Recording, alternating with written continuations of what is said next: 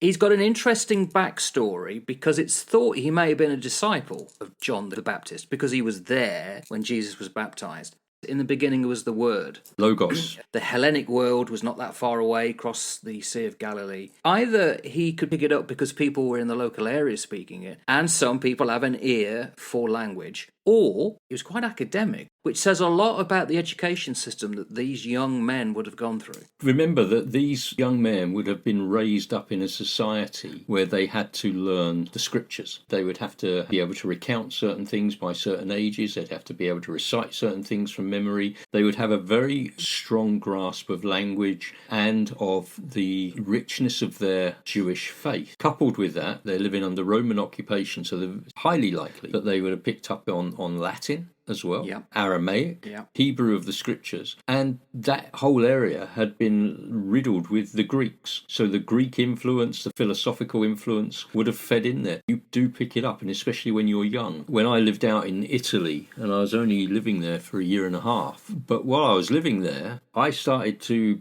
pick up the language just in everyday parlance, and I could converse with people. It's not an unusual thing, particularly in that era when they would have had a lot of exposure to that, and they would have had a lot of exposure to being read and reciting and memorizing and all the rest of it. They're not illiterate backwater people, No, but they're also not high academic scholars. Was he a disciple of John the Baptist, and was he a temple priest? And that's written a lot in accounts written in the Victorian era and into the early 20th century.